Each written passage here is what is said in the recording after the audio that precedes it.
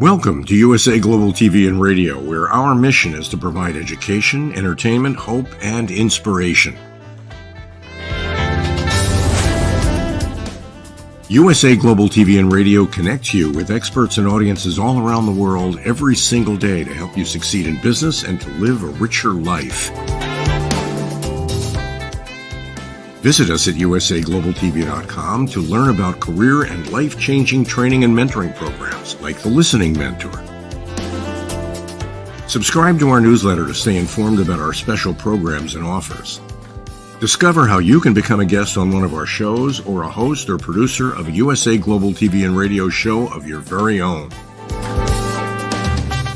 That's USA Global TV and Radio, where the doctor is always in.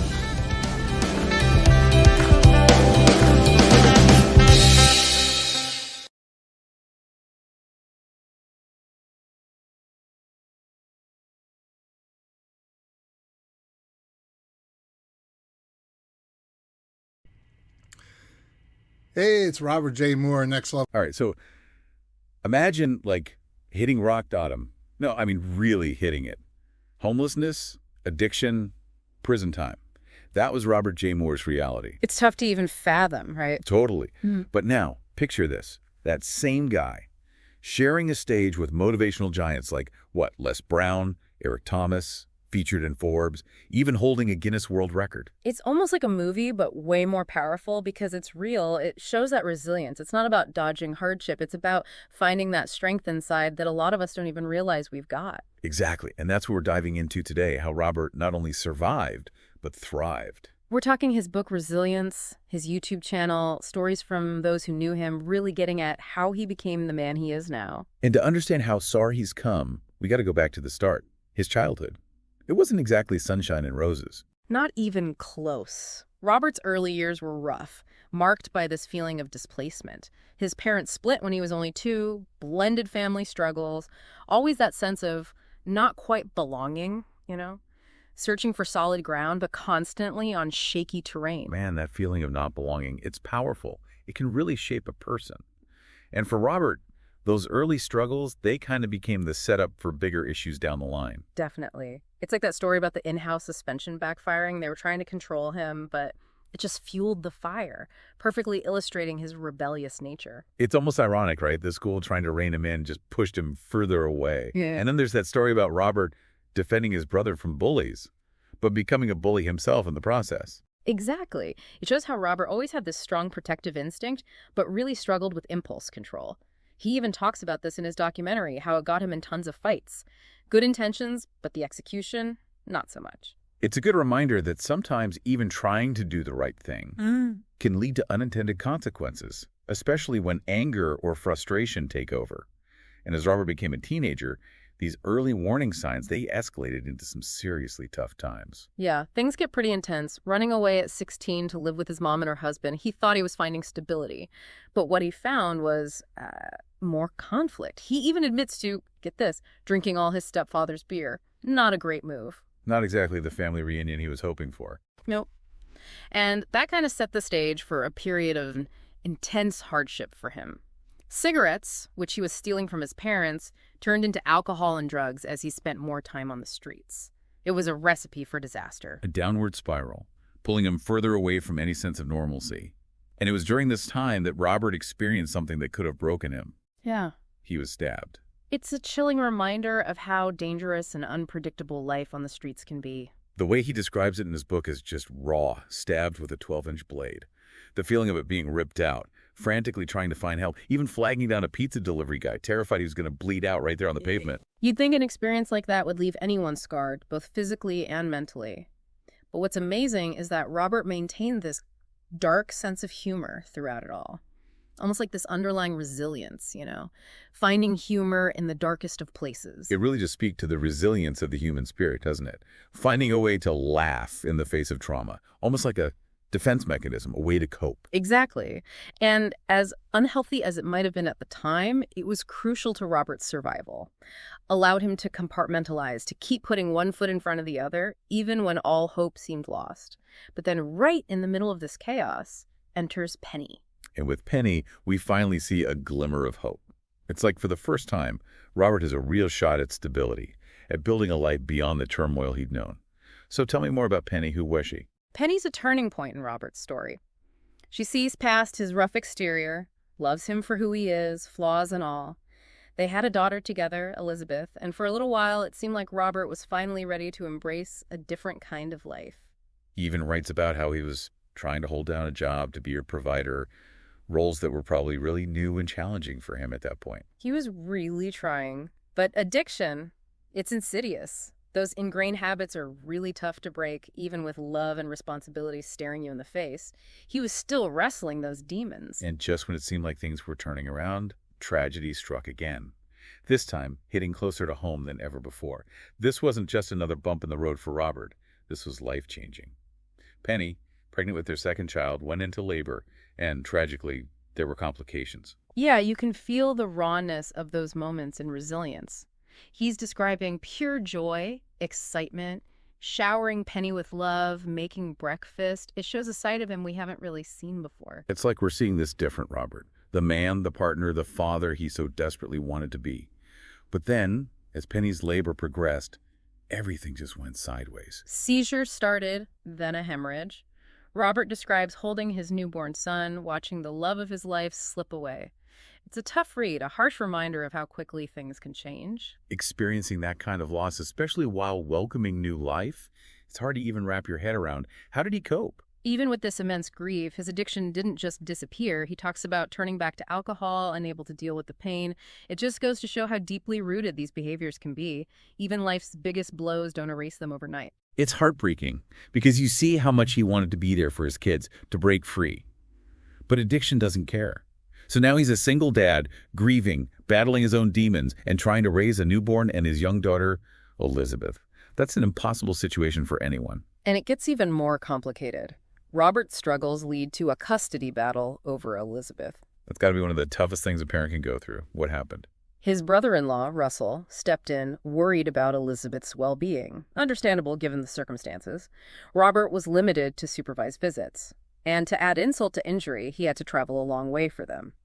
He even talks about biking for hours, only to be told the visit was canceled once he got there. Can you imagine? It really highlights how addiction's impact goes way beyond just the individual. It affects everyone around them. So here's Robert, reeling from losing Penny, struggling with addiction, separated from his daughter. It's bleak.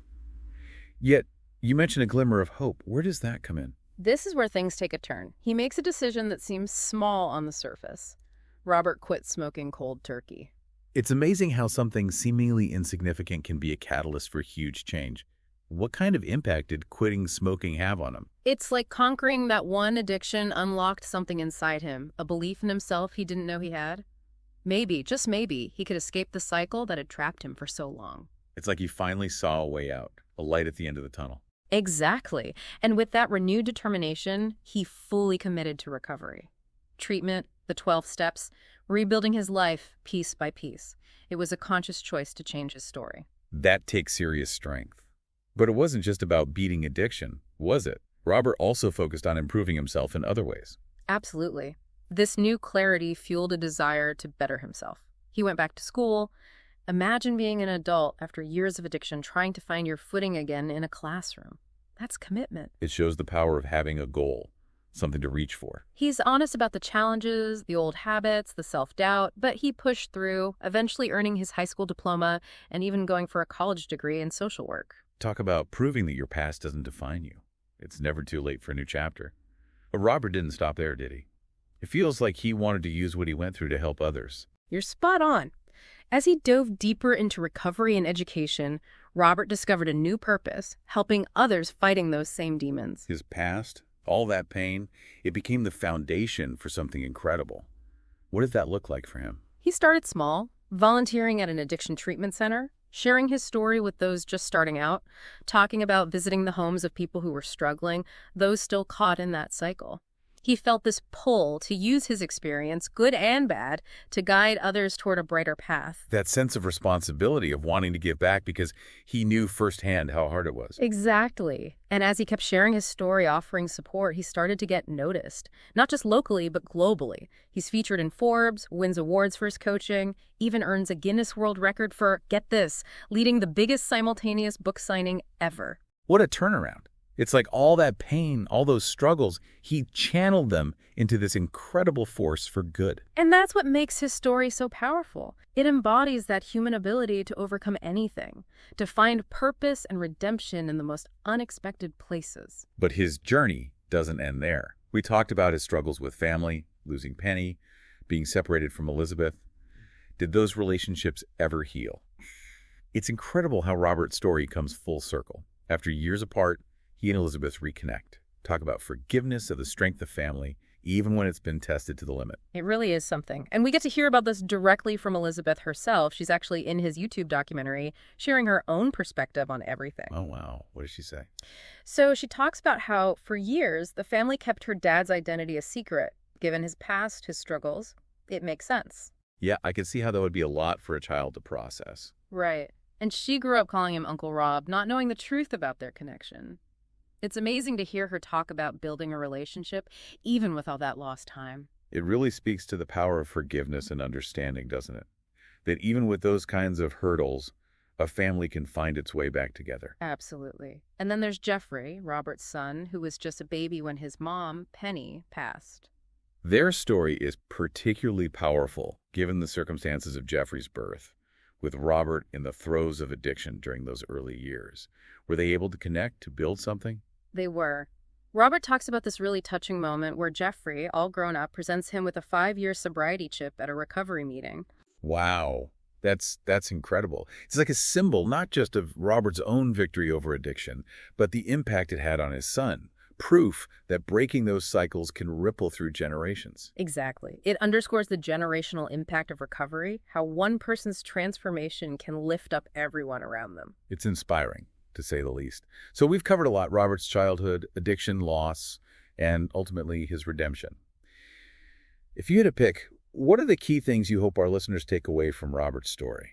It's a powerful reminder that resilience isn't some rare gift. It's in all of us. It's like a muscle, getting stronger every time we face adversity. Robert's journey, even with all its ups and downs, shows us that it doesn't matter how many times life knocks you down, you can always get back up, even stronger than before. It's about recognizing that inner strength we all have, that potential waiting to be unlocked. And often it's those tough experiences that force us to dig deep and find it.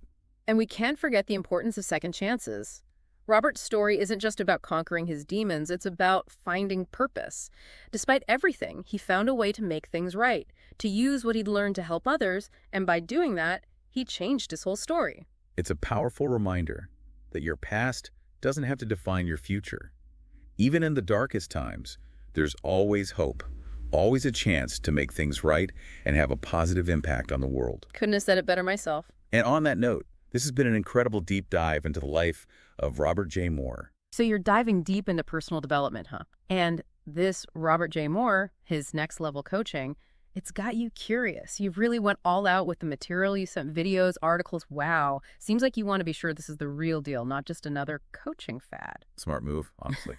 There's no shortage of programs promising the world right. Right. But what we're doing today will give you what you need to decide if this Moore guy, if this program, it fits what you want. Exactly. And to do that, we've got to start with the man himself. Going through all this stuff, what struck us is how Moore's story, well, it's not your typical coaching background. No, not the guy born into privilege, that's for sure. This is someone who knows hardship firsthand. We're talking 7 years homeless. 7. Debt up to his eyeballs. Oh. Can you imagine the weight of that? I can barely wrap my head around it. To not just bounce back, but to become the successful entrepreneur. Forbes, Fortune, even Hot Post. That's a journey. And that journey, that's what makes him relatable. You know, he's not just talking. He's lived it, gone through the fire, and come out the other side. Like he used that adversity, turned it into fuel. Right. That aha moment everyone talks about where he stops blaming the world, decides to change. That's powerful stuff. Pivotal, really. It's the core of his coaching, too. Taking ownership. He realized no one else was coming to save him. He had to make the choice. And that's where education comes in, right? Positive thinking, that whole thing is Yeah. like he reprogrammed his brain for success. Exactly. Dove into personal development, absorbed everything he could, and here's the kicker, he put it into practice. Didn't just read about success, he lived it. Okay, so we've got this Robert J. Moore, right? Transforms his own life, builds this company, Magnetic Entrepreneur, Inc., helping others do the same. But then sharing the stage with 2.1 million people at Turning Point 2020. There's something almost poetic about that. Absolutely. Speaks to the power of his message, clearly reaching a lot of people. And it's not just big events either. People are lining up to share how he's impacted them personally. Right. Like James Franklin, the NFL quarterback, he's raving about Moore, how dedicated he is to empowering others.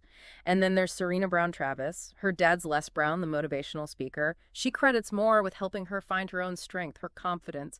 Those are big endorsements. And they highlight something important about Moore's method, something we'll get into more later. It's not just generic advice. He's drawing out the potential within each person he works with. So we've got Moore, this incredible story, but what about this next level coaching? Does the program actually deliver? That's the million-dollar question, right?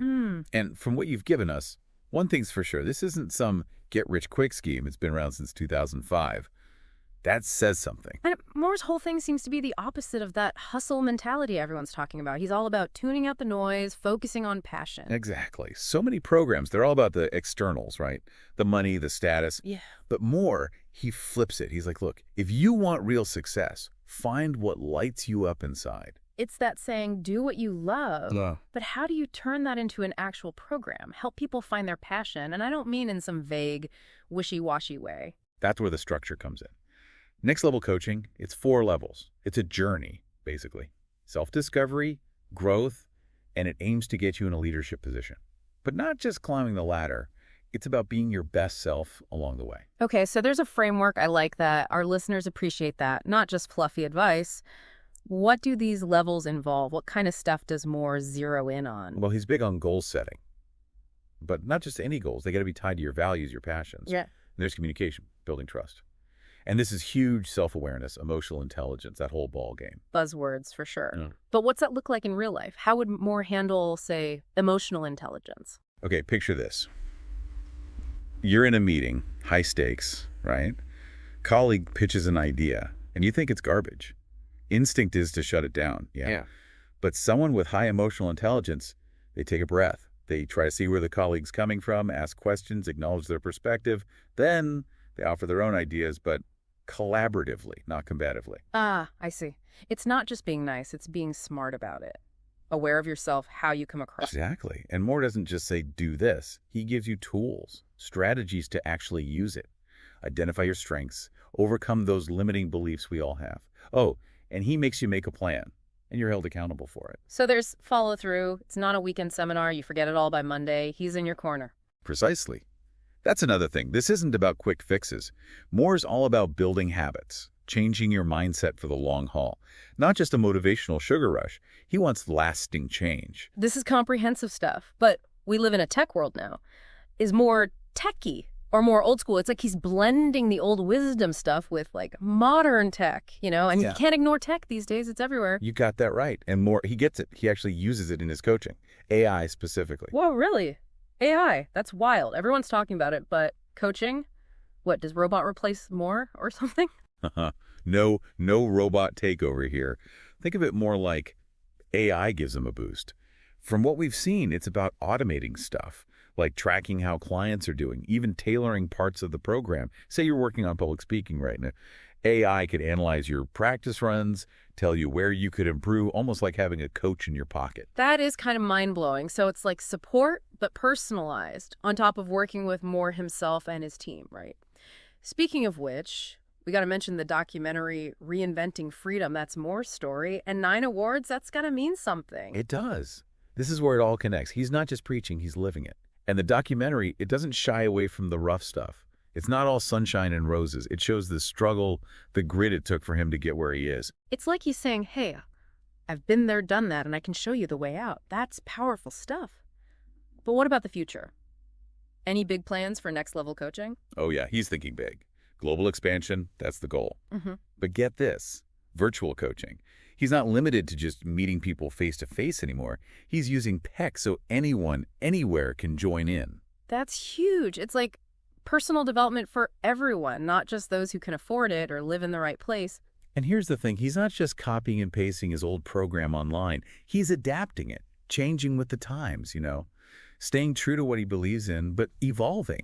Not an easy thing to do. And I love that he's all about the whole picture of personal well-being, mental resilience. It's not just about work, work, work. Exactly. You can't ignore one part of your life and expect to be thriving. Right. It's got to be all connected. It's about building a life you actually enjoy that feels meaningful.